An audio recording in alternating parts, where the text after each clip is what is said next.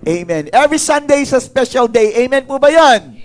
Yan. Kaya marapat lamang na special din ang ating pagkalap sa Panginoon. That's why this morning, kakaiba ito sa mga nakalipas na Sunday. This is the first time na magaganap ang Sunday na ito. Do you believe on that? Of course, hindi naman siguro na ulit itong araw na to.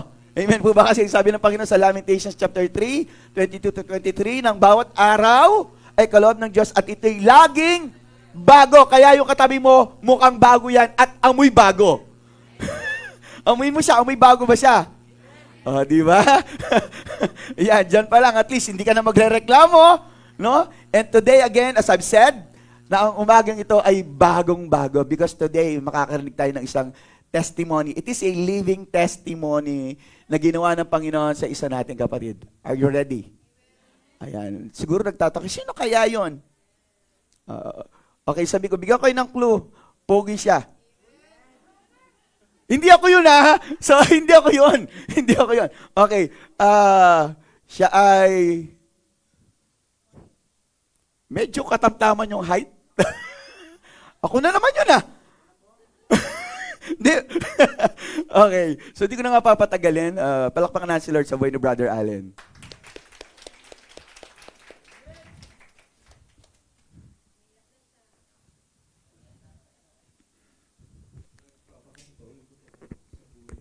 Amen. Bago po kasi nakilala si Lord, ang daming nangyari sa buhay ko. Una-una yung relasyon ko sa dati kong asawa, yung kalayuan sa mundo. Pero nung binago niya yung buhay ko, sobrang bait sa akin ng Panginoon. Amen. Hallelujah. Kasi nung nasa kalayuan ako ng mundo, puro inom, puro saan punta sa bar. Hindi ko alam yung gagawin ko, hindi ko alam yung direction ko. Tapos ang dami kong kasalanan, ang dami kong nagawa kasalanan sa asawa ko, kaya iniwan niya ako. Pero nung ginamit si Sister Joanne, Praise God. para malapit talaga ako. Praise God. Amen. Hindi ko alam na sobrang bait pala ng Panginoon. Amen. Hallelujah. Kasi kung wala siguro si Lord sa buhay ko, hindi ko alam kung saan ako papuntang direksyon. Kasi gusto ko nung magpakamatay. Pero buhay kong nakilala ko si Lord. Kasi sabi ko, maganda pala magiging plano niya sa buhay ko. Amen. Pagkaman aalis na ako sa Pampanga, ipapasalamat ako kay Pastor. Praise God. Kay Sister Joanne dahil ang daming nabago sa buhay ko. Praise God. Mas gusto ko pang laliman yung pananampalataya ko kay Lord. Bagamat ang dami kong mga kakukulang pa, pero gusto kong maranasan yung pag-ibig niya at sa pagdating niya sana makasama ko doon. Amen. Praise God. Amen. Amen. Tunay nga no, na ang Diyos natin na hindi nagbabago ay ang source of change. Tama po ba? Hindi siya nagbabago pero sa Kanya nagmumulang pagbabago. I don't know, hindi ko alam kung paano ko-explain yun. No? Sapagkat isa lang bagay ang alam ko na ang Diyos po ay nais niya na maranasan natin ng isang bagong buhay sa piling niya. Amen. Amen. Nandiyan ka pa ba, church? Amen. So, before anything else, before we start, let us pray muna. Pag-pray muna natin yung family Agustin sa oras na ito. May mga pinagdaraanan sila, no, karamdaman, tapos papunta sila rito sa lugar nito, bigla pong nasagi ng tricycle si Lola, yung lola nila, Sister Justin.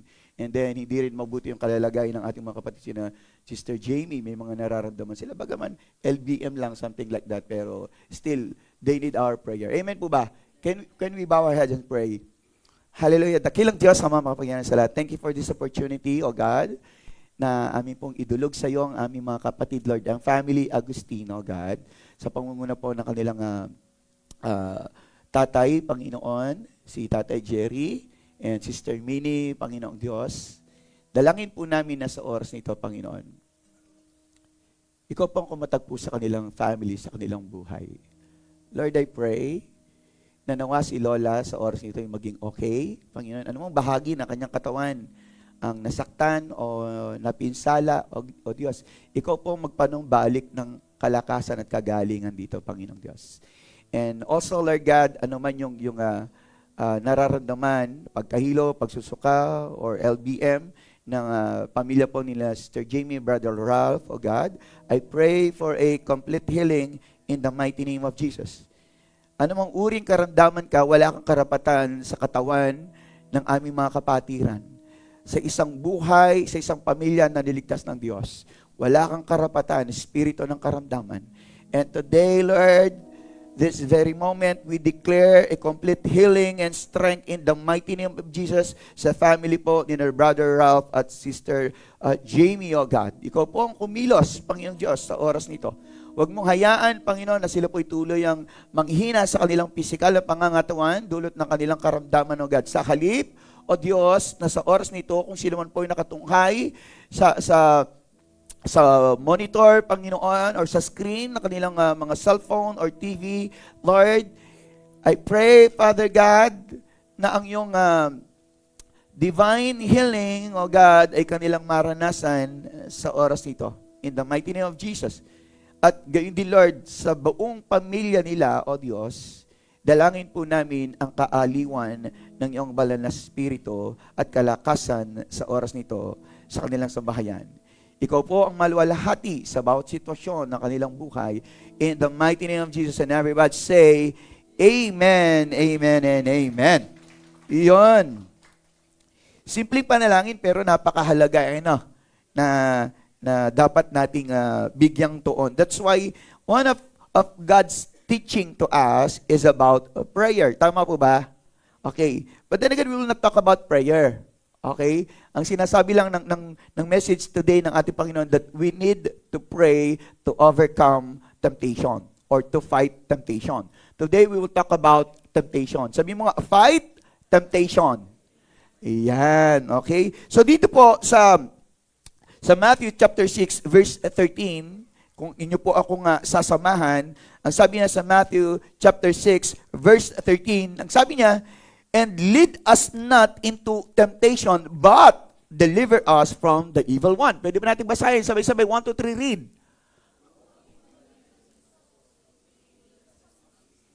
Amen. Tayo po'y panandalian yung bukod manalangin. Dakilang Diyos, Ama, banal, makapangyarihan sa lahat. Salamat, O Diyos, sa pagkakataon muli na ang iyong lingkod ay makakatayo dito, Panginoon, na kung saan iyong gagabayan, iingatan, tuturuan, Panginoon, at palalakasin at papawiin ang anumang uri ng gawa ng kalaban sa oras na ito, Panginoon, ay iyong papawiin, aalisin, Lord God, at aalisan ng otoridad, Panginoon. Kaya po, sa oras ito, kami po'y nagpapasakop sa iyo. Dalangin namin, Panginoon, na ikaw lamang, O Diyos, ang maihayag, mapapurihan, maluwalhati sa aming kalagitnaan. Gamitin mo lamang ako, Lord, sa pamamaraan na nais mo, Panginoon. Let your will be done in our life, in this place, O God, and even your word, your message, Panginoon, ang siya lamang maihahayag sa umagang ito, Panginoon. Pinagkakatiwala namin sa iyong lahat sa pangalan ni Jesus. Ito po ang aming panalangin at ang lahat ay magsabi ng Amen, Amen, and Amen. Okay.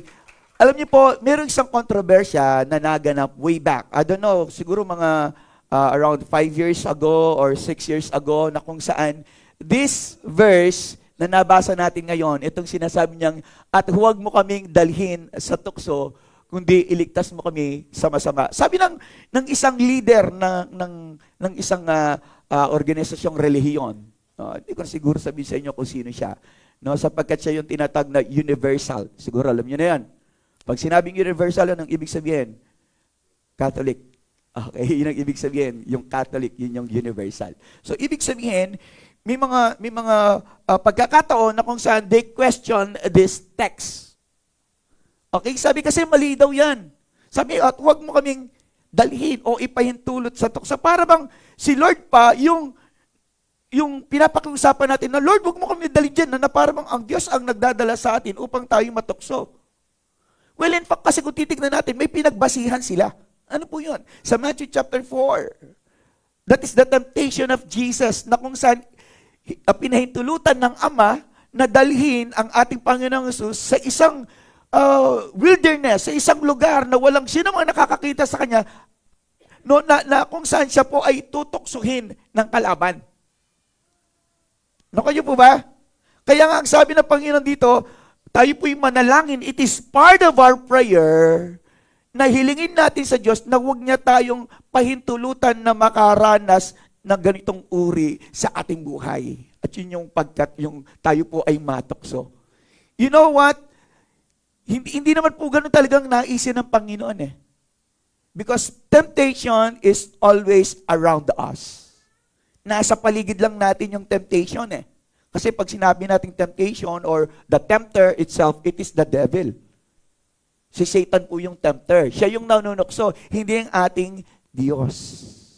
Nakanyo po ba? Ngayon tatanungin niyo ko, Pastor, bakit si Jesus hinayaan niya? It is because, tingnan natin sa Hebrews chapter 4, verse 14, ang sabi rito, kaya nga magpakatatag kayo sa ating pananampalataya. Hebrews 4, 14 to 15. Dahil mayroon tayong dakilang pinakapunong pari na pumasok na sa kalangitan, doon mismo sa harap ng Diyos. Siya'y walang iba, kundi si Jesus na anak ng Diyos. Verse 15. Ito po, dito tayo magpo-focus. Sabi niya sa verse 15, sapagkat tayo'y mayroong isang pinakapunong pari na marunong makiramay. Okay? Sa ating mga kahinaan. God knows our weaknesses, sabi mo. Alam ng Diyos yung kahinaan mo. That's why He will not let us. Hindi niya hayaan tayong matukso. Kasi alam niya yun eh. But anyway, nandiyan lang yung tukso. Pero hanggat maaari, ayaw niya eh. But the problem is, tayo mismo ang nagpapatukso. So along the way, may tatlong bagay tayong pag-aaralan. Just want to read this again. Sapagkat tayo mayroong isang pinakapunong pari na marunong makiramay sa ating mga kahinaan, isa na tinukso sa lahat ng mga paraan, gaya rin naman natin, gayon may walang kasalanan. Sa ibang salin, gayon may hindi siya nagkasala. Okay, this is the version that I have. Sa verse 15, ang ating punong paring ito ay nakakaunawa. Hindi dito nakikiramay. Sabi niya nakakaunawa, alam niya that we have weaknesses. Hindi katulad ng tao na to, alam mo ng takot, tatakutin mo pa. Nakuha niyo po ba? Hello? Parang yung mga boksingero, kung saan ka mahina, doon kanya titirahin. Pero ang ating Panginoon, hindi. Ang ating Diyos, sabi niya, alam ko namang mahina kayo. Alam ko yon, naunawaan ko. That's why I will not let you to be tempted. Ayaw ko kayong matutukso. Ang sabi ng Panginoon. No? Kasi nga, siya mismo, ang sabi ganon, tulad din niya, siya rin may naging tao, katulad natin, tinukso siya sa lahat ng paraan. No? Makikita natin ito sa Matthew chapter 4. Subalit, sabi niya, kailanman hindi siya nagkasala. Kasi kayang paglabanan ng ating Panginoong Jesus yung temptation sa kanyang buhay. Eh tayo po kasi hindi. Ano kanyo po ba, church? Kaya nga, bakit tayo tutuksin ng Panginoon? O ilalagay kanya sa isang sitwasyon para matukso. It's just happen na kung saan, habang tayo nasa mundo, yung temptation nariyan lang. Maari yung katabi mo, temptation yan eh. Tukso yung katabi mo eh. Yung nasa likod mo, maaaring tukso yan eh. Tingnan mo, imbis na nakaharap ka dito, pogi oh. Hindi ba? Usually, gano'n naman eh. Tukso yung katabi mo, tukso yung nasa likuran mo. Tukso yung cellphone mo. Tama ba? Tukso yung mga bagay na nakikita natin dito, marahil natutukso sa lights, sa sounds, and everything. That's why we need to fight temptations in our life. Nandiyan ka pa ba? Alam niyo po, nananalangin ko, Lord, ano ba yung message mo para sa amin sa darating na linggo?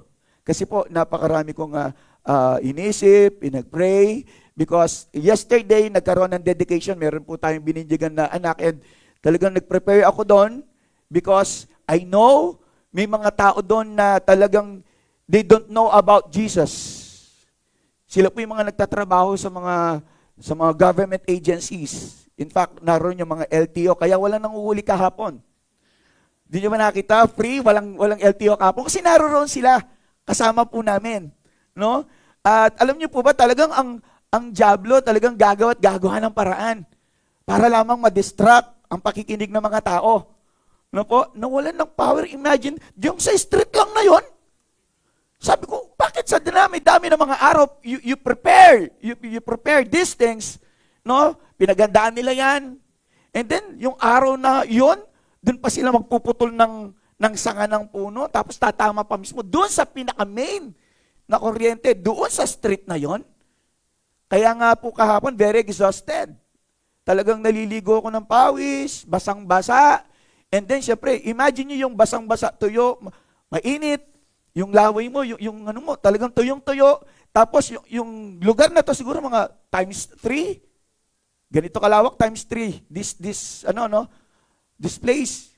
Imagine mo, ilalakas mo yung boses mo. Talagang mauubusan ka ng lakas. And, ano sila? Distracted sila. No? Nandun talaga yung temptation ni Satan. Pero alam niyo po, pinaglabanan ko po lahat kahapon yon. Hindi ko hinayaan na hindi maihayag ang salita ng Diyos. Di baling hindi matuloy ang dedication, matuloy lamang ang evangelism. Yun ang lagi kong ginagawa. Pag may ikakasal, nag-evangelize ako, nagpapatanggap muna kapag nagde-dedicate, nagpapatanggap kapag may patay, nagpapatanggap. Yun ang lagi nating ginagawa sa bawat gawain na pinagkakaloob sa atin ng Panginoon.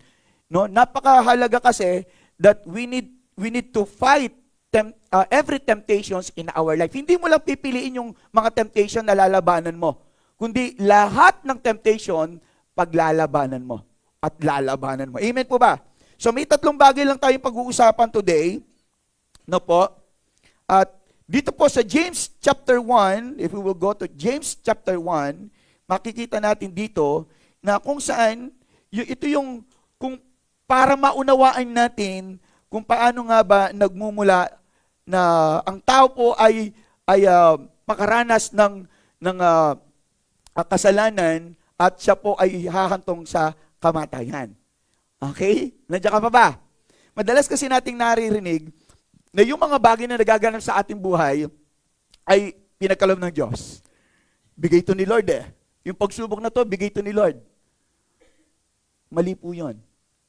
Hindi ang Diyos ang nagbibigay niyan, inaalaw niya lang yan.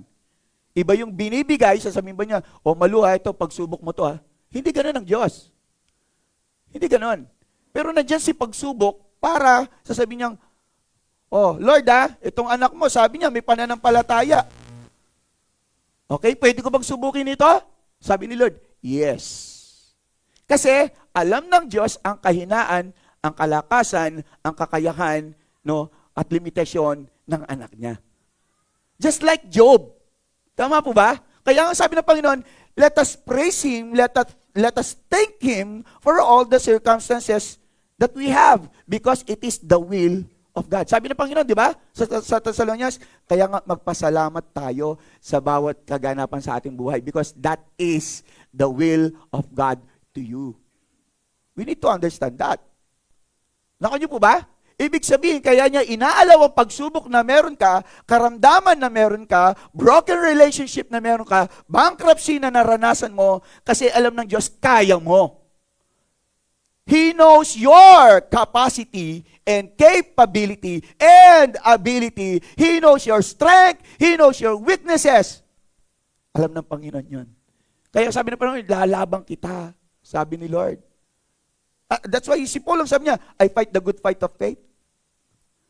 Napagtagumpayan ni Paul, nalabanan ni Paul. Kasi alam ng Diyos kung hanggang saan yung kaya ni Apostol Pablo.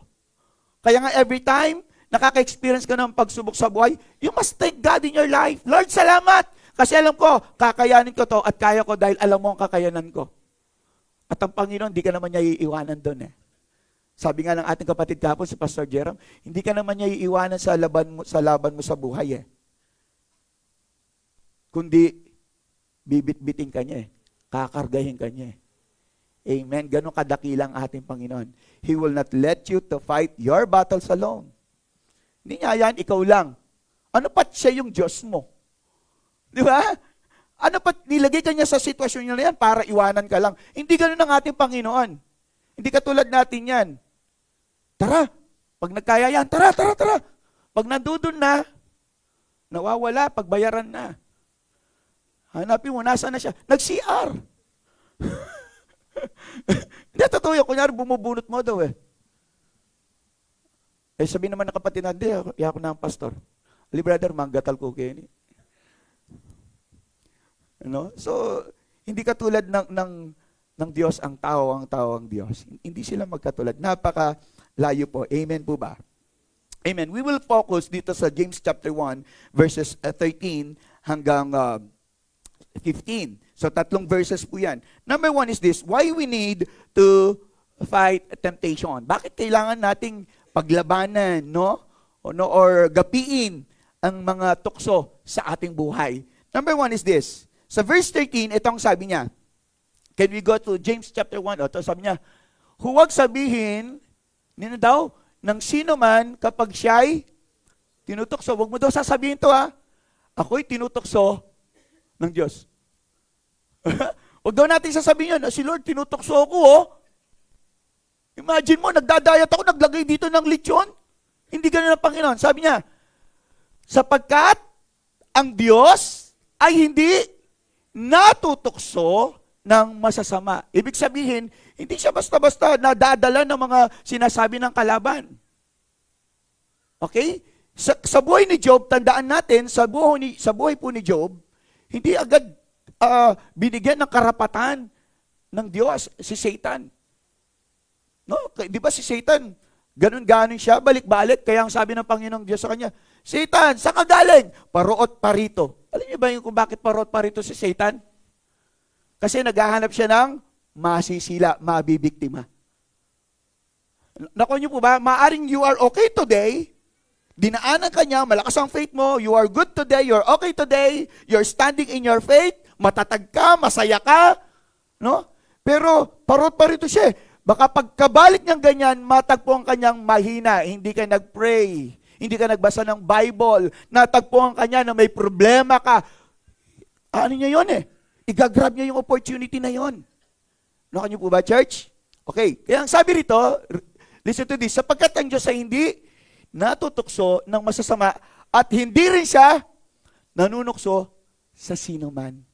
So, anong ibig sabihin nun? Why do we need to fight temptation? Because in the first place, temptation is not from God. Kailangan paglabanan natin yan. Bakit? Again, temptation is not from God. Hindi galing sa Diyos yan. At hindi sa Diyos yan. At ang lahat ng mga bagay na hindi sa Diyos, dapat natin paglabanan. Nakan niyo po ba?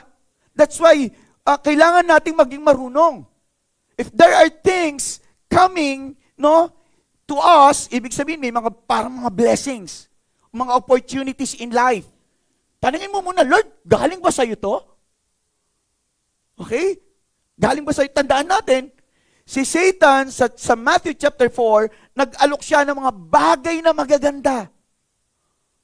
Ako niyo po ba? Gutom na gutom ka na. Gutom na gutom si Jesus that time kasi po siya nag-prayer and fasting for 40 days and 40 nights. And then after that, syempre nanghihina siya, nanlalabot yung katawan niya. At alam ni Satanas kung anong kailangan niya, pagkain, tubig. Tama? Ngayon, nagsabi ni Satan, gawin mo ang tinapay itong bato na to. But Jesus knows na hindi to galing sa Ama. Nakuha? Kaya pinaglabanan niya eh. Pinaglabanan niya yon. Tama po ba? Hindi lahat ng magaganda na bagay, no, ay masasabi natin na talagang galing sa Diyos.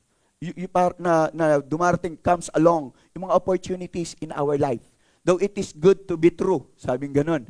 Maybe, sigurado, it is not true. Alam niyo po ba? If it is good to be true, then it is not true. Yun ang sinasabi ng mga ibang tao. Okay po ba? Kaya nga maraming na-scam eh. Kasi parang, totoong-totoo, may mga dokumento. May mga kasama silang mayayaman and whatsoever. Imagine mo. So, parang totoo eh. Pero, at the end of the day, it is not true. Tama po ba? Andiyan ka pa ba, church? Ngayon, ang sabi sa Mark chapter 4, verse 2, where for 40 days, he was tempted by the devil. Imagine that, for 40 days, he was tempted by the devil. Hello? Kasi makulit na makulit si Satanas. Hindi siya hihinto hanggat hindi kanya matukso. Nakanyo po ba? Hello? Nandiyan ka ba? Okay, sabi rito sa Matthew chapter 4, verse 3, the tempter came to him and said, if you are the Son of God, tell these stones to become bread. Ito yung pinag-usapan natin kanina. Ang nagsasalita dyan, si Satan. He is the tempter. Siya yung dakilang manunukso. Okay? Hindi na tayo papahirapan ng Panginoon eh. Kapag alam niya gutom ka niya, ibibigay niya kagad eh. Naku niyo po ba? Sino dito yung may anak na nagugutom yung anak niya at sasabihin niya, magtrabaho ka muna, maglinis ka muna bago kita bigyan ng pagkain? Pero ba ganun dito? Siguro pagka cellphone. Kung cellphone, depende sa hingin eh. Naku niyo po ba? Hello? Kung cellphone yan, basta mag-aral ka muna ng mabuti. Pag nakagraduate ka, sige.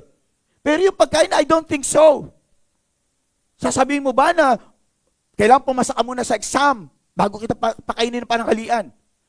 Eh, hindi papasa sa exam yan.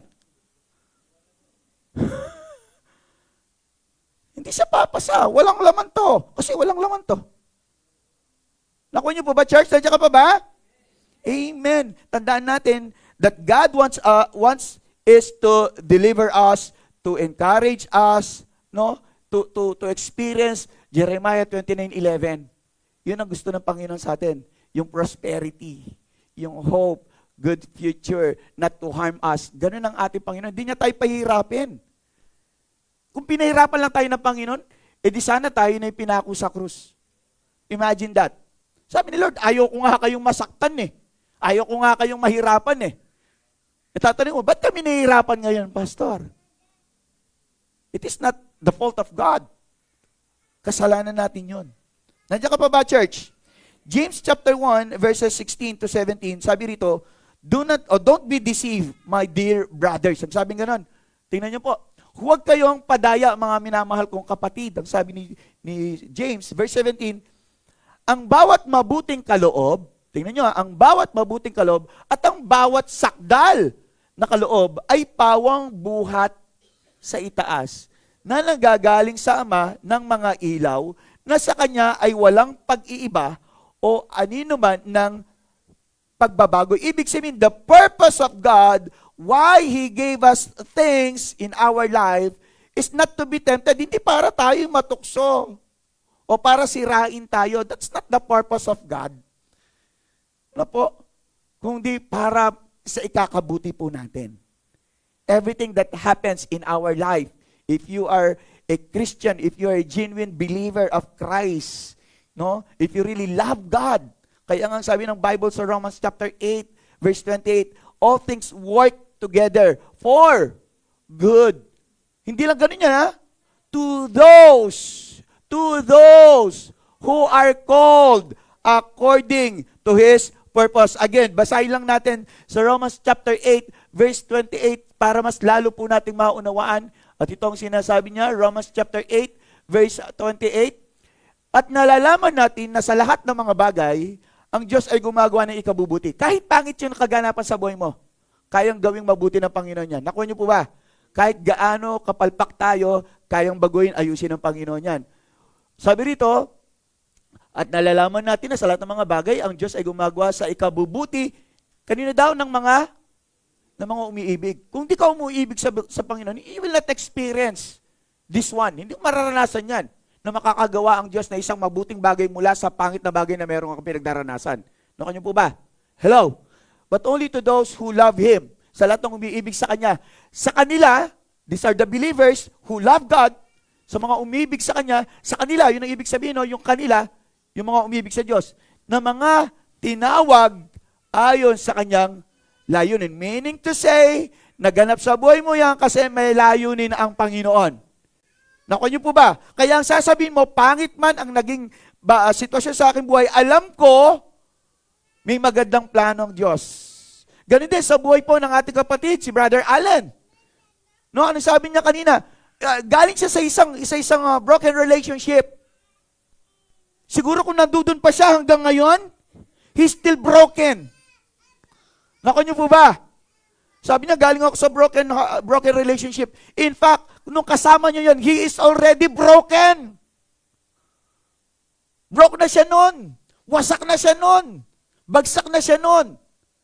Because in the first place, it is a wrong relationship. Kaya nga, hinayaan na ng Panginoon na maghiwalay sila para nang sa ganon, makita niya, makilala niya ang Panginoong Diyos. Amen? Bagaman pangit lang, no? Nasaktan ka eh. Tama ba? Bagaman pangit, nasaktan ka eh. Pero praise God. Praise God. Kasi magkakaroon ka ng understanding, kaya pala Lord.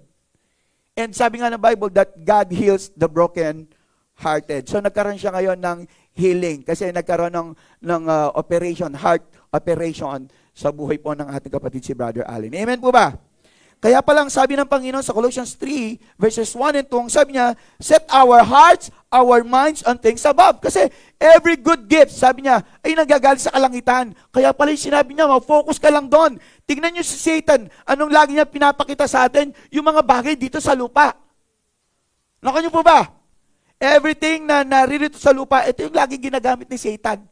Satan is not offering things na galing sa langit. Hindi. Hindi siya ganon. Makikita natin ang offering niya, gawin mo, tinapay itong bato, iniakit niya sa bundok, tingnan mo yan, ibibigay ko sa iyo lahat yan. Umakyat sila sa templo, sige, ililigtas ka ng mga anghel mo. Lahat, in-offer niya yung mga bagay dito sa mundo. Ang mga tao, yun ang weaknesses nila, yung bagay dito sa mundo. Tama ba? Yun ang kahinaan natin, yung mga bagay dito sa mundo. Kapag may binyagan, kahinaan natin yan. Sunday na tapat, may binyagan, pastor, hindi kayo mag-church. Pastor, may ikakasal. May pupuntahan kami. May business deal. Lahat ito, inuuna natin. Pinag-pray mo ba yan? Tinanong mo ba, is it from God?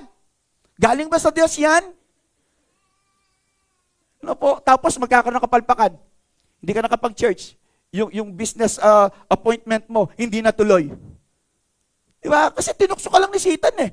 Tinempt ka lang niya. Are you there? Nandiyan ka ba church? Amen. So pangalawa, dito sa verse 14 ng James chapter 1, punta po tayo. Ang sabi niya rito sa English, but each one is tempted when by his own evil desire he is dragged away and enticed. Sabi niya sa verse 14, ngunit ang bawat tao ay natutukso, ano daw, ng sarili niyang pagnanasa. Kapag siya ay nahila at, ano daw, naakit na to. So, meaning to say, it is not God, kundi tayo mismo. Ikaw mismo nagpapatukso, ikaw mismo mahina. Tayo mismo, gustong-gusto naman natin na tinutukso tayo. Tama ba? Gusto natin yun. Ayun, alam mo namang tinutukso ka na, ayaw mo pang umalis dyan. Gusto mo yung tukso, ang lalayo. That's the work ng tempter. Yung tuksuin ka, sundan ka kahit saan ka naroroon. Nakuha niyo po ba? Kaya kahit saan ka naroroon, bakit naroroon yung tukso? Yun ang trabaho niya. Tuksuin tayo ng tuksuin, ng tuksuin, ng tuksuin, hanggang sa tayo po ay maakit niya. Hello? Kasi gusto niya magtagumpay sa buhay natin. Hahayaan mo ba na magtagumpay ang demonyo sa buhay mo? Of course, no. Anong gagawin natin? Labanan natin siya. Huwag kang magpapadala. Sabi mo sa katabi mo. Nakarinig ka lang nung psh, psh. Soft drinks. Bawal eh. Psh. Sabi ng soft drinks. Nilakas niya. Di ba tumatawag yung soft drinks? Tama ba? Totoo naman yan. Pag binok, shh. Una. Shh. Ay, di mo narinig. Binok siya. Shh. Kaya ikaw naman, nung nakainom ka na, nakuha niyo po ba, church? Ibig sabihin nun, that temptation has the ability to deceive minds. That's why we need to fight temptation. Bakit? Kasi ang temptation daw, ang tukso, ay may kakayanan para linlangin ang ating kaisipan. He has the ability, he has not the power, he has no power. No, wala siya kapangyarihan, in fact, but the ability lamang to deceive our mind. No, kanyo po ba?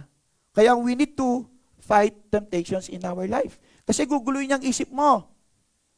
Di nyo ba napapansin yun? May gusto kang bilhin, tapos nakita mo. Alam mo sa isip mo, alam mo yung gusto mong bilhin eh. Kaso nung naroon ka na, bigla, bakit may isa pang mas magandang damit? Di mo na alam ngayon kung sino pipiliin mo. Have you tried that? Meron ka na sa isip mo, nag-scroll ka na nag-scroll.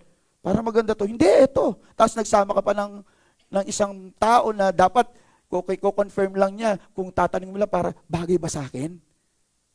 Yung sinama mo, contradict doon sa kagustuhan mo. Huwag yan, sis. Pangit yan. Pero isip niya kasi sa kanya bagay. O siguro ayaw ka lang niyang gumanda.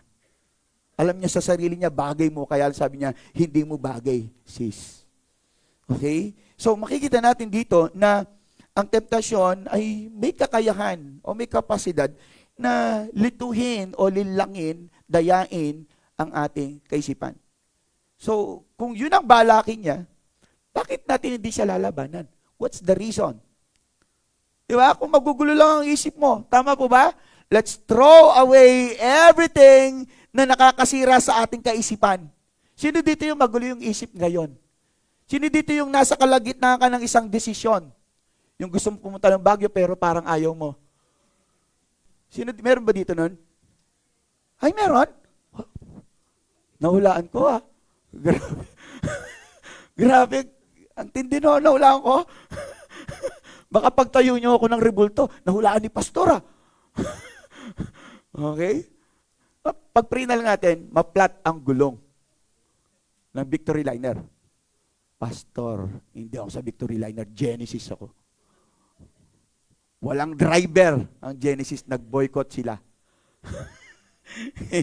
So anyway, kung ano ang gusto kalooban ng Panginoon. Amen po ba? That's why James 4:7, ang sabi rito, submit yourselves then to God, resist the devil and he will flee, or he will flee from you. Ayun ang sabi niya. Resist the devil. Kung alam natin na may kakayanan siya at kaya niya na pasukin ang ating kaisipan, sirain ang ating kaisipan, anong sabi rito? Let us resist the devil. Suwayin natin siya. But the problem, hindi natin ito ginagawa. Nandyan yung tukso. Diyan ka lang. Okay, hindi mo siya papansinin. Siya. Hindi ka sabi niya, resist him. Huwag niyo siyang hayaan na nariyan. Suwayin natin siya. Kapag may mga panahon, may mga oras na talagang ang ginagawa ng kalaban is inaakit ka niya pabalik doon sa dati mong buhay, suwayin mo siya. Satanas, sa pangalan ni Jesus, lumayo ka. Alam niyo po kahapon, nandun tayo sa ating house church sa Pulong Maragol. At kami po yung nauna ni Sister Cheryl, Sister Che, nauna kami doon sa lugar kina Sister Marlene. So pagpasok namin doon sa lugar na yon, there is something doon sa isang place. Every time naroon kami, talagang mahihilo ka. I don't know kung nano ni Sister Marlene yun, talagang mahihilo ka. Hindi ko rin alam, mga kasama ko, kung na-feel nila yon. And habang nandun kami, hindi ko matiis. Kasi alam ko, may gaganapin na gawain sa oras na yon. Okay?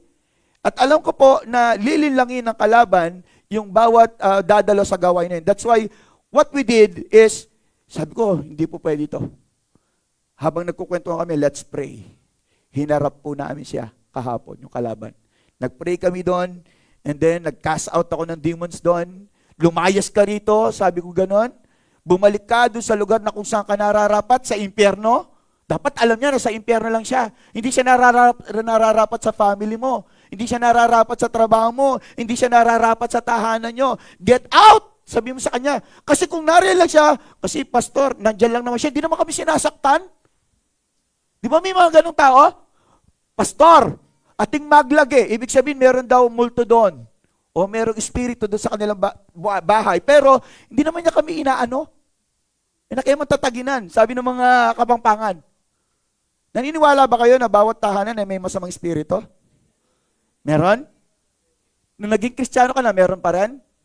Wala na, di ba? Tama ba yan? Pero, ang diablo, he will try again to enter into your house. At ang sabi ng Bible, kapag nakita niya na malinis muli ang lugar na yon, he will find a way na mag-stay muli doon. At ang tahanan na yon ay magiging mas magulo, mas masama kaysa dati. 7 times. Nakuha niyo po ba? Naunawan niyo po. Ngayon, kung nariyan lang sila, okay lang naman, pastor, nariyan lang sila, naglalaro lang sila. Nakikita ko yung bata, doon. Akala kasi natin walang nangyayari sa atin, pero meron. Kapag merong masamang espiritu sa lugar nyo, maaring kayo mismo hindi kayo sinasaktan.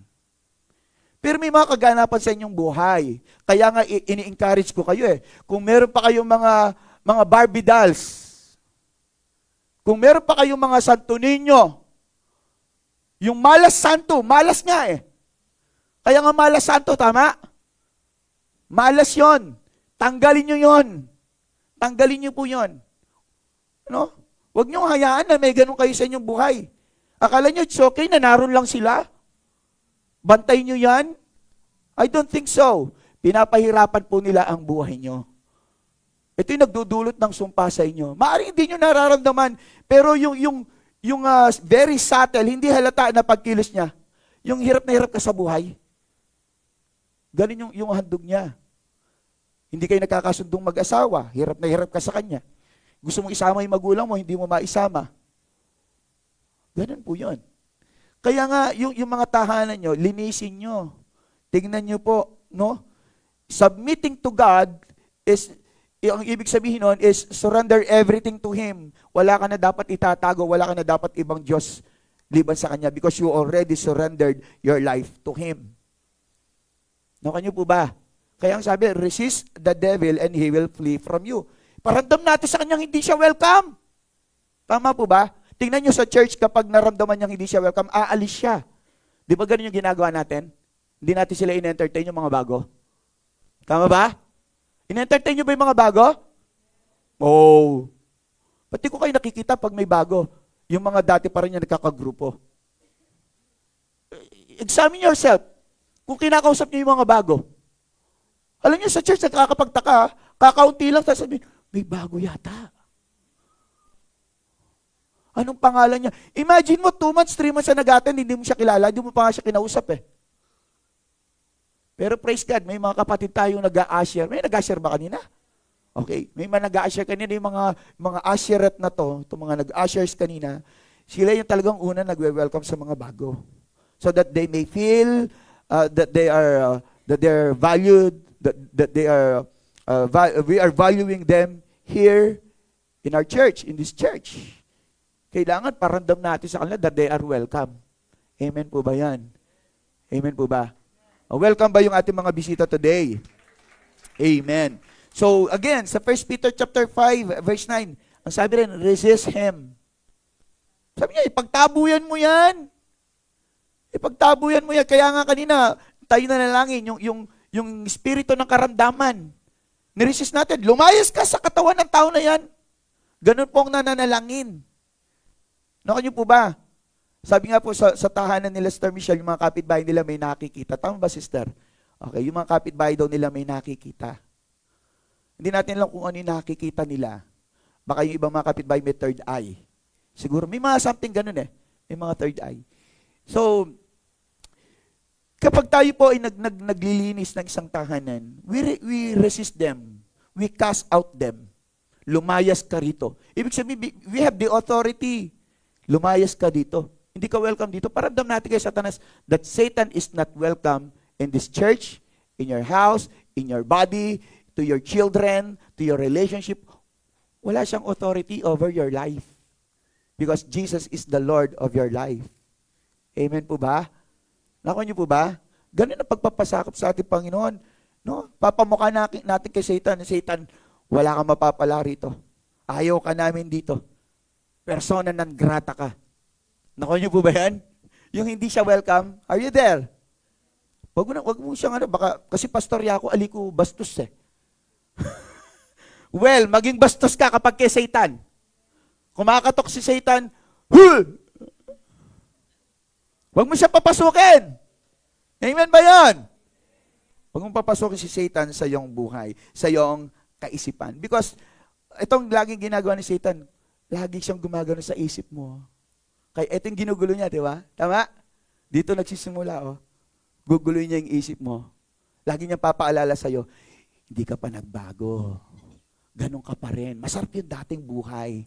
Okay lang yan na nagkakasala ka. Ayun ang sabi ni Satan eh, okay lang yan, manatili ka dyan. Pag mamamatay ka, doon ka magsisi.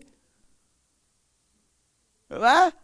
Meron namang mga mananalangin sa inyo. Nandiyan si Pastor, papanalangin ka ba niya kapag nasa kabaong ka na. No, huwag niyo akong expect na ipapanalangin kayo kapag patay na kayo. Bakit?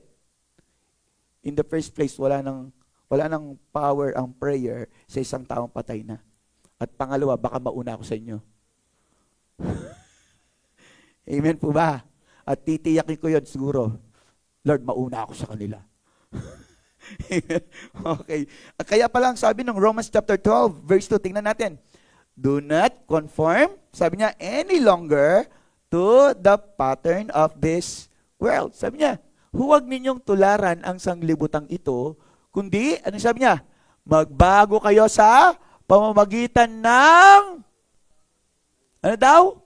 Ng inyong pag-iisip. Ito daw yung baguhin. Sabi mo sa akin, baguhin mo ng isip mo. Ayan. Kasi pinapahina ka ng isip mo eh. Tinatakot ka ng isip mo. Inaalis ng mga masamang inisip mo yung pag-asa mo. Naka nyo po ba? So, isip lang yan. Kristiyano ka. Hello? Sabi nung iba, bagyo ka lang, Pilipino kami. Tayo naman, bagyo ka lang, Kristiyano kami. May Kristo kami. Amen po ba? Yun ang sasabihin natin. Okay? Kaya babaguhin lang natin yung ating kaisipan eh. Naka nyo po ba? Hello? Sabi nga, sa bawat sitwasyon, nasa atin lang naman how we think, how we face everything in front of us. Tama po ba? Hello? Nasa atin lang naman yan eh. Nasa kaisipan lang natin on how we act on a certain things na nasa harapan natin. Naka nyo pa? Nandiyan ka pa ba? Okay, kaya ang sabi niya, again, huwag ninyong tularan ang sanlibutang ito, kundi magbago kayo sa pamamagitan ng pagbabago ng inyong isip. Nagbago na ba isip mo? Binago na ba ni Lord? Oo. Nabago na yung isip mo na dapat lagi ako magpe-pray.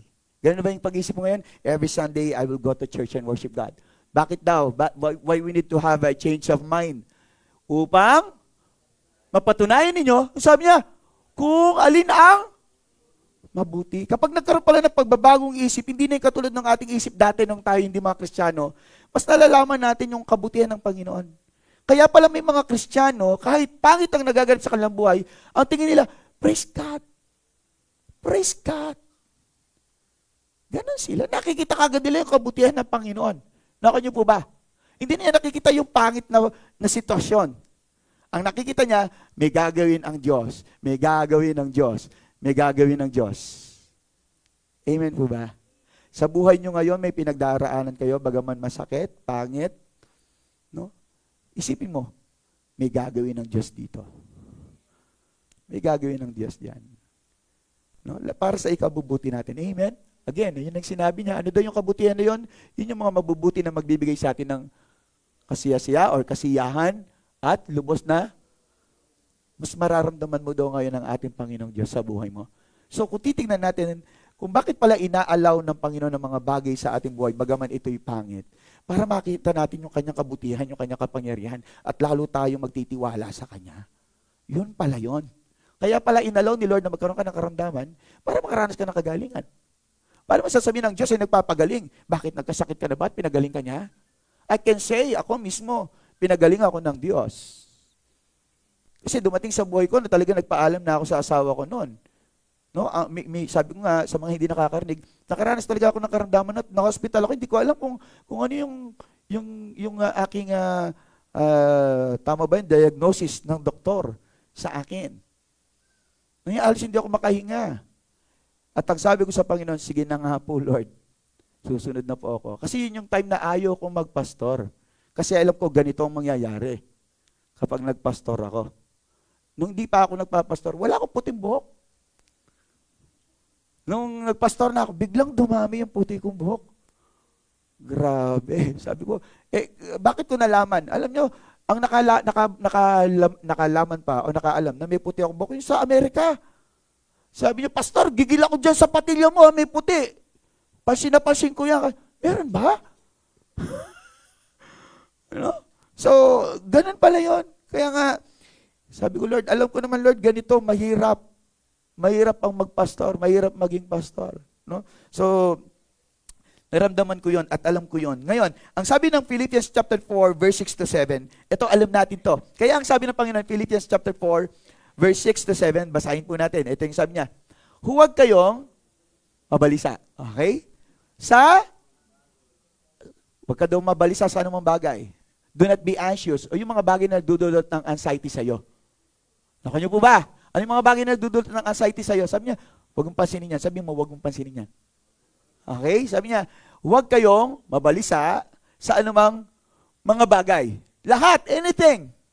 Kundi, sa lahat ng mga bagay, sa pamamagitan ng panalangin at pagsusumamo. Okay? Na may pasasalamat ay ipaalam ninyo ang inyong mga kahilingan sa Diyos. Bakit wala kang nararanasan? Pinapaalam mo ba, natatanggap? Pinarating mo ba kay Lord? Di ba, Pastor, alam na niya? Yes, alam niya. But still, ang nais ng Panginoon ay magmula ito sa ating mga labi. Gusto ng Panginoon yon. Yung narinig niya, Lord, gusto ko po ng bahay. Pinarinig mo ba sa Kanya? Pinaalam mo ba sa Kanya na gusto mong magkabahay? Nakan niyo po ba? Sabi ng Bible, wala ka kasi hindi ka humingi. Ngayon, kung humihingi ka man, ang sabi sa Book of James, mali ang laman ng puso mo, yung motibo mo. Kung bakit ka naghingi, Lord, bigyan mo ako ng sasakyan. Para na sa ganun, sa reunion namin, nakakotse ako. Oh, mali yun. Di ba? Are you there? Hindi ka ba? Okay, Lord, sige Lord, ano mo pa ako? Papugiin mo ko, Lord. Sige, bigyan mo ko ng pera para nang sa ganun yung girlfriend ko magsisi. Iniwanan niya ako. At pag nagkita kami, huyo! Hindi para magigante, church. Nakuha niyo po ba? Kundi para madakila ang Diyos sa ating buhay. Pwede ba natin palakpakan si Lord doon? Again, verse 7. Tingnan niyo po yung verse 7. At ang, sabi niya, at ang kapayapaan ng Diyos na hindi maaabot o maabot ng pag-iisip ang, ano daw, mag-iingat sa inyong mga puso at mga pag-iisip kay Kristo Jesus. Nakukuha niyo po ba yun? Napakaganda yan, no? Hayaan natin, no, na huwag tayong masilaw ng mga bagay dito sa mundo. Okay ba? Huwag kang mainggit, sabi mo. Inggitera kasi yung katabi mo, tsaka inggitero eh. Pag may nakita, gusto ko rin yan. No, kaya may in-order yan, sis. Sent na ka na ako yung link na. Huwag kang mainggit. Alam mo, lagi kong katwiran, bayaan mo silang mauna. Kung nauna sila, praise God. Kung binabless sila, praise God. Bayaan mo sila, huwag kang mainggit. Malay mo yung kotse mo, lumilipad na.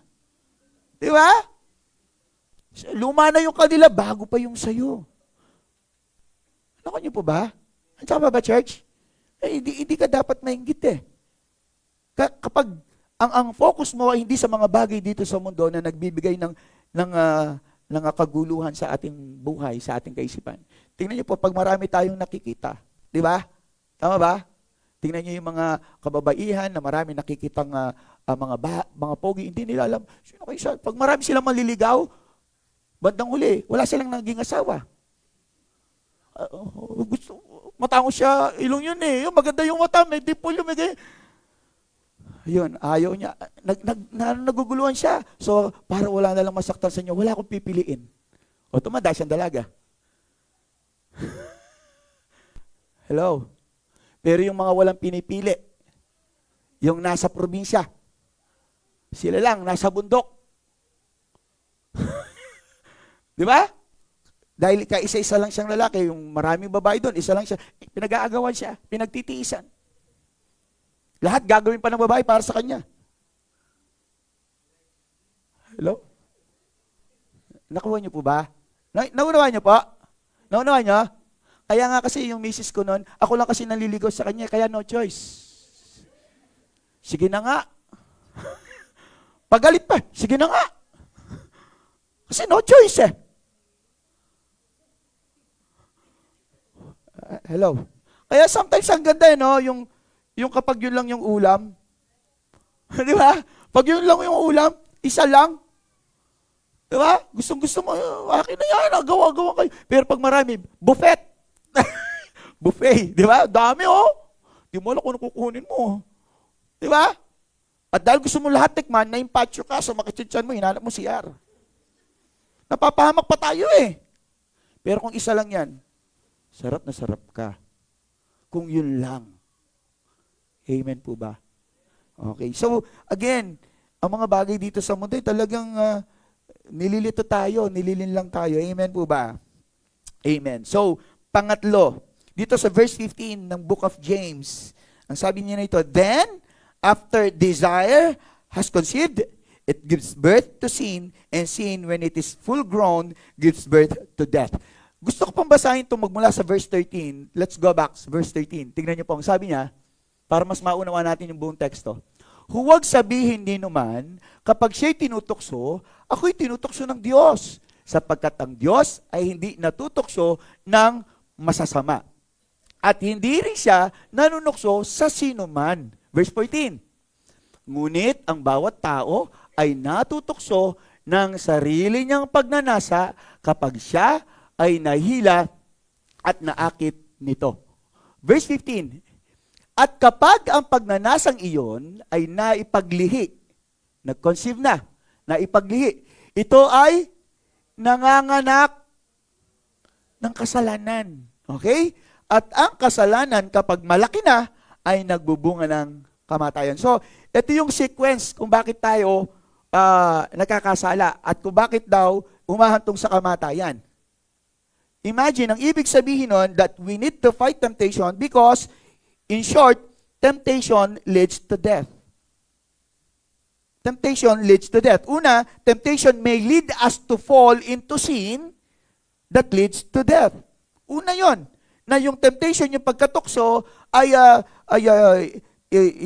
tinatawid tayo or itinuturo tayo para tayo o dinadala tayo para tayo ay mahulog sa pagkakasala at ang pagkakasala ay nagbubunga ng kamatayan. So in short, temptation leads to death. That's why we need to fight temptation. Kailangan natin paglabanan ng temptasyon. Bakit? Kasi ito'y hahantong sa kamatayan. Pastor, temptation pa lang. Yun nga eh. Sa umpisa pa lang, putulin na. Naku niyo po ba? Kailangan ng sungay kung tumutubo pa lang, putulin na. Kaya huwag niyong sasabihin na, bata pa lang yan, pastor eh. Nakita niyo ba yung mga SK? Barangay, yung SK. Doon pa lang natututo na silang magnakaw eh, magkurap eh. SK lang naman yan, kaunti lang naman yan. Alam niyo yung SK na yon, marahil natutong mangupit yun sa pitakan ng tatay niya. Marahil nakita niya yung nanay. Oy, Mother's Day pa lang nung nakaraan. Yari na yun eh.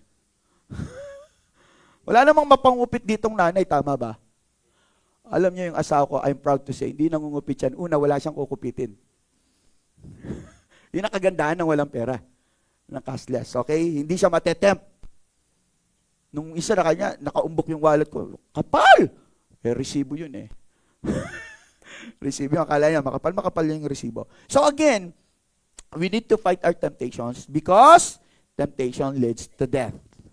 Paano naganap yon? Ang sabi niya kasi yung una, temptation lang yan, tinutukso ka lang, pero kapag ikay nadala na ng tukso na yon, okay? Nadala na. Actually, kung titingnan natin yung temptation, it is not yet sin eh. Hindi pa kasalanan yun eh. Okay? Hindi pa kasalanan yun. Yung tinutukso ka pa lang sa isip mo, wala pang pagkakasala doon na nagaganap. Pero kung kailan nagkakaroon ng pagkakasala is yung nagpadala ka na. Hinakap mo na siya, in-embrace mo na siya, ginawa mo na sa buhay mo at pinanatili mo na sa buhay mo. That's the time na nagkakasala ka na. At kapag nagkasala ka na, dahil may pagkakasala, ito'y hahantong sa kamatayang espiritual doon sa lake of fire, doon sa dagat-dagatang apoy. Kung walang pagsisisi. Kaya sa una pa lang, temptation pa lang yan, dapat ngayon pa lamang pinaglalabanan na natin yan. Nakuha? Kaya nga sabi sa Bible, train up a child in the way he should go. Bata pa lang, dinidisiplina mo na. Bata pa lang, tinuturuan mo na. Eh hindi, ang nangyayari sa atin, Ang ginagawa natin, kapag nagmura yung anak mo, tawan-tawa ka pa. May nagkasya, oh. Kapag nananakit siya ng tao, tuwang-tuwa ka pa. Tama ba? Ganon tayong magulang. Aminin natin yan. Kaya nung paglaki, hindi mo alam, yun pala yung magiging problema because parang normal lang sa kanya. Nakalakihan niya yun eh. Parang it's ordinary, natural lang yan. Tinatawanan ako ng magulang ko nung nagmumura ako eh. Nung hinahampas niya yung kalaro, tawan-tawa siya eh. Di ba? So nung lumaki, dati kasi bulati lang. Eh nung naging sawa na, ikaw na yung kinakain. Nakuha? Nandiyan ka pa ba, church? Tandaan natin, Romans chapter 6, verse 23, for the wages of sin is death. That's why we need to fight our temptation. Kasi hindi siya isang bagay lang na basta-basta. It is a serious thing. Isang seryosong bagay ang temptation. Because it leads to death. Again, Matthew 6:13, yung kaninang binasa natin, ano sabi niya? And lead us not into temptation, but deliver us from the evil one. Ito'y bahagi ng ating panalangin. Na lagi nating hihingin sa Panginoon, ang sabi ganon, na mailayo tayo, na huwag pahintulutan ng Panginoon, na tayo po'y matukso o malagay sa isang kalalagayan, sa isang testing or trial that may suffer our spiritual life, our faith. Huwag naman sana.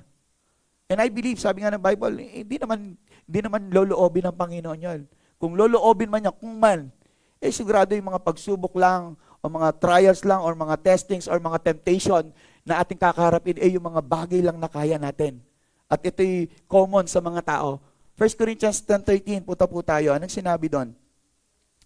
Punta tayo sa 1 Corinthians 10:13. Ang sabi niya, walang tuksong dumating sa inyo na hindi karaniwan sa tao. Palitan natin yung tukso. Sabihin natin na testing or pagsubok. Walang pagsubok ang dumating sa inyo na hindi karaniwan sa tao. Ibig sabihin, everything na ating nararanasan, mga testing, mga trials, mga pagsubok, lahat yan na pagdaanan ng ibang tao. Nakuha niyo po ba? Hindi lang ikaw yan na nakakaranas niyan. Kung namatayan ka lahat, namatayan na. Kung nabigo yung iba, nabigo ka na rin, para-parehas lang. Maybe it's not yet same yung gravity, yung bigat. Pero still, nakaranas siya ng depression or stress or anxiety, pare-pares lang tayo. Nakuha niyo po ba, church? Hello? Tinamig ka kami, parang stress nga sa umagang ito eh. O, stress ka rin pala? Diba? Ngayon mo lang nalaman. No? Okay, sabi niya, walang pagsubok. Papalitan ko lang yung tukso. Walang pagsubok ang dumating sa inyo na hindi karaniwan sa tao. Ibig sabihin, natural lang to. Lahat naranasan. Subalit, ang sabi niya, tapat ang Diyos. Even though it is pangkaraniwan lang, pero yung katapatan ng Panginoon naroon. Kasi hindi lang minamalit ni Lord ang mga bagay sa buhay natin. Sabi ng Bible, He cares for us. Sabi mo, malit na problema yan, God cares for you. Ganun yun ang Panginoon. God cares for you. God cares for you. Malit lang na problema to, alam ko, ang Panginoon, hindi niya to isipin. Sino nagsabi? God cares for you. Kahit pangkaraniwan lang yan. Ayun ang sabi niya. Subalit, tapat ang Diyos, bagaman ito'y pangkaraniwan lang sa tao, okay? Na hindi niya, ipahihintulot na kayo'y tuksuhin o masubok. Okay? Tuksuhin o masubok ng nang higit sa inyong makakaya. Kung hindi mo kaya, hindi pagkakalob ng Panginoon, hindi niya hayaan yun. Kaya lahat na pinagdaraanan mo ngayon, kaya mo yan. Ikaw lang naman ang di naniniwalang kaya mo eh. Imagine mo, tagal nyo na mag-asawa, hanggang ngayon mag-asawa pa rin, nakayanan mo siya. Tama ba?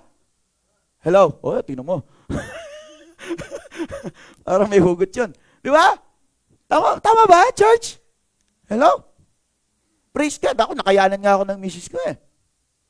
Nakayanan niya ako. Aabot kami ng ilang years sa tayo niyan. 24 years, palakpakan natin. Iba ka. 24 years na po kami naglolokohan. So, na hindi niya ipahintulot na kayo'y subukin or tuksuhin na higit sa inyong makakaya. Kundi, ang sabi niya, Kalakip ng tukso, kaakibat, kasama, bahagi. Naku niyo po ba? Ng pagsubok. Naku niyo, church, bahagi. Sabi mo, bahagi. Okay, para maunawa natin. Bahagi, kundi kalakip din ng tukso o bahagi ng tukso ay naglalaan ng pag-iwas upang ito'y iyong, sabi ni Lord, He will find a way out. Gumagawa ang Panginoon ng paraan. Okay, naku niyo po ba? Imagine those Israelites people doon sa Ten Commandments. Tama? Nandun sila sa Red Sea. Imagine mo, wala na silang lalabasan doon. Inahabol sila mga Egyptian sa dagat. Ano ginawa ng Panginoon? And God will make a way where there seems to be no way. He works in ways we cannot see. He will make a way for me. Grabe, hinati niya yung dagat. Sabi ng mga Israelites, saan tayo ngayon? Mamamatay na tayo. Anong sabi ng Panginoon? Easy ka lang. Be still and know that I am God. I will be the one to make a way for you. There are things in your life, parang wala na to, pastor. Lubog na ako. Sino makapagsasabi? Isang bagay na ite-testify ko sa inyo.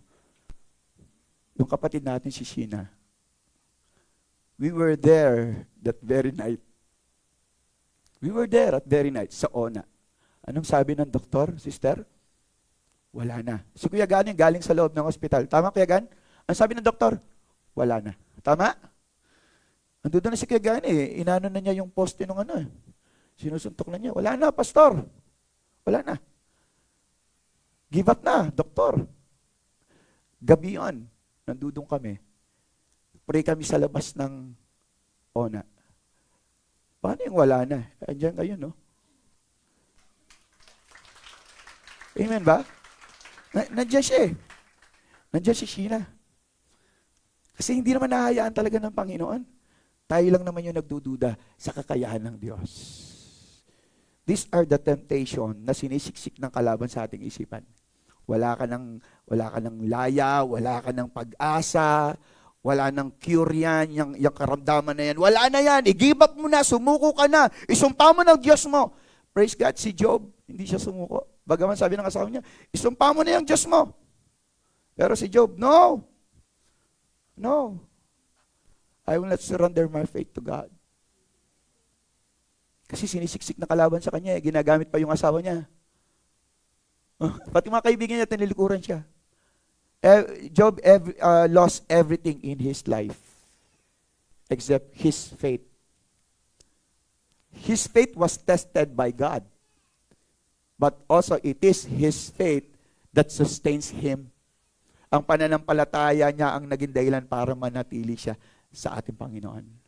Kaya ang sabi ni Paul, I fight the good fight of faith. Matthew 26:41, at dito po ako magtatapos.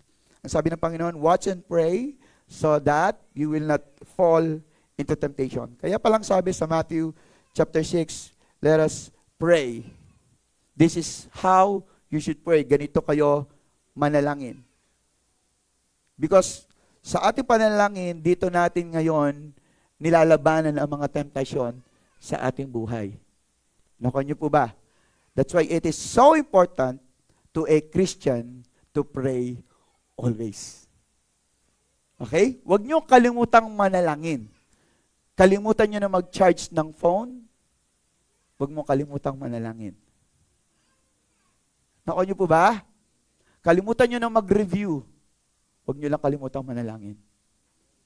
Kasi kahit nag-review kayo, kung walang panalangin, wala rin yun. Nakuha niyo po ba? Ephesians 6:10-11, finally, be strong in the Lord and in His mighty power. Put on the full armor of God so that you can take your stand against the devil's scheme. Ito yung pamamaraan ni Satanas, yung tayo po ay linlangin. Amen po ba? So, tayo po tumayo. Gusto ko lang mo pong i-review yung tatlong bagay. Why we need to fight temptations in our life. Una, temptation is not from God. Pangalawa, temptation has the ability to deceive minds. Pangatlo po, temptation leads to death. Naunawan niyo po ba?